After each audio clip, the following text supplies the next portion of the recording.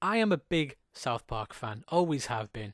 Bear that in mind as I use this video to talk to you about the vaccination special, which I really did like. There was just one part of it that I didn't. Before we get to that though, I want to talk about what I liked about the episode, what I loved about it. The bro-relationship stuff. Hey Kenny, I got the guys, okay? You want to talk or you want me to talk? You guys, Kenny and I are feeling like, even though things are supposedly getting better with the pandemic, we're more depressed than ever. The four of us just seem really different towards each other, and we're worried the past year has put a strain on our broship. Kenny was saying he wants to do everything he can to save the broship, and I agree with him. So we had a really positive talk about it during lunch, and Kenny shared some ideas of how maybe we can navigate through this, and I think we came up with a great idea. Okay, so, you know how chicks have periods, right? Creators Matt Stone and Trey Parker have said themselves the episodes they enjoy the most are the ones where the kids are just being kids. It is impressive the way South Park has tackled diverse issues in such a funny way for so many years. I'm not saying they should knock that off now. I am saying the balance can get a bit askew sometimes. And the vaccination special just really reminded me of how much it's gotten away from being a show about 4 kids in Colorado. It's gonna be amazing, you guys. I'm so excited. Okay, class. Hope everyone had a good lunch. Okay, how did everyone do in their fractions? Are there any questions? I know the last few were a little tricky. You know, the real interesting part of this is that the online news mostly ran with the fact that they changed the opening disclaimer card to make fun of Disney for apologizing for the racial caricatures in the Muppets. But what the fans focused on was the human story of the episode. How precious Kenny is. Oh my god. Maybe our broship didn't survive. Will you shut up about that? Nobody cares about your stupid broships.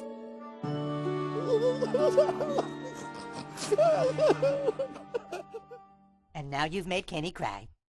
Matt and Trey have talked about their approach to writing the show before. I'll put a link below to them going into detail about how they do it, but it basically boils down to this. Every event in the story must in some way lead to another event happening, which will bring about a narrative conclusion. Or to put it more clearly, this happens, which means that happens. But we can take these beats, which are basically the beats of your outline, and if the words "and then" belong between those beats, you're f***ed. It's a big part of what makes the show great, and it plays out in this special really well because it means you get to have your cake and eat it too. You get the contemporary satire and social commentary on how hard it is to get your hands on vaccinations, and you get it to tie into the A story, in which Kenny is basically the child of divorce. We don't trust each other and we don't like each other. We can't keep pretending. Are you seriously saying what I think? Alright guys, I guess it's time we had the talk we never wanted to have. Kenny, you want to go get on your iPad for a minute? What? No, I want to hold off. We need to talk for a second, Kenny. Look, I downloaded Madagascar 3. You want to watch with your troll headphones? Yeah, okay. Events start when Cartman, trying to bring a spark back to that bro relationship, pranks the teacher. The teacher leaves. The body of the episode is them trying to get her back by getting their hands on some vaccinations.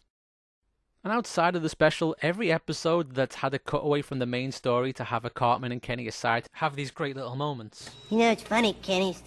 Stan and Kyle have always sort of been two best friends, you know, and... Well, I don't know if I ever told you this, Kenny, but, I kind of always thought you were my best friend. I don't know.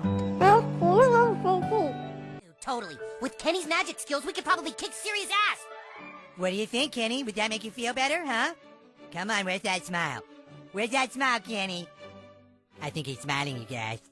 You get a little glimpse into this weird friendship that I would have said I don't need a full episode of before seeing this. But the more I see it as an A-plot here, it's changed my mind. I want more of this. Hang on a second, guys. Everything okay, buddy? Yeah, what's going on? We're almost done in here, Kenny. You liking that birthday cake flavored ice cream? Yeah, it's fine, but Okay, you're doing great, pal. The Kenny and his friends part of this episode is so strong. It's so funny. It gives off a wealth of story points. It develops something with the bro relationship, and it uses what we know about the characters to add colour to the story of the episode.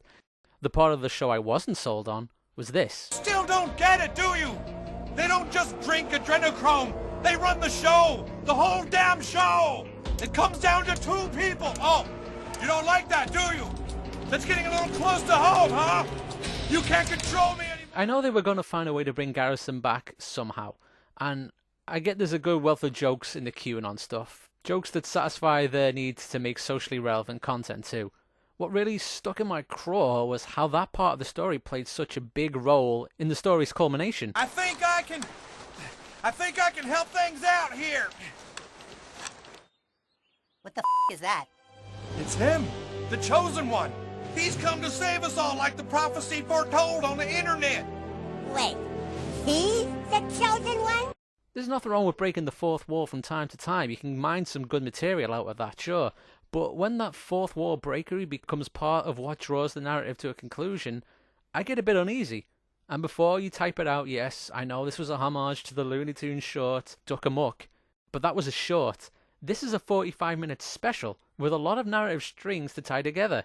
And the way that was done was not in tune with the rest of the episode. And again, get your mouses away from that downvote button.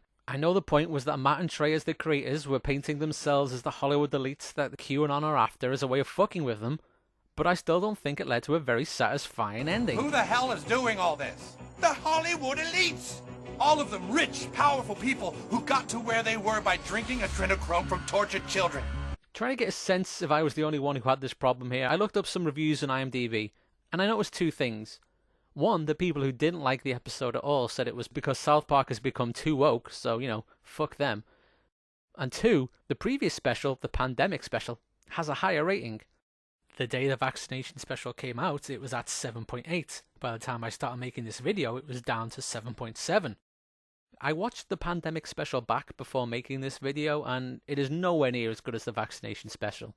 The human story of the pandemic special is Stan doesn't want to say how badly the lockdown is affecting him. But that story is buried under so much other stuff, and once you see Randy fuck a bat, it's kind of hard to recenter yourself and focus on the emotional stakes of the episode.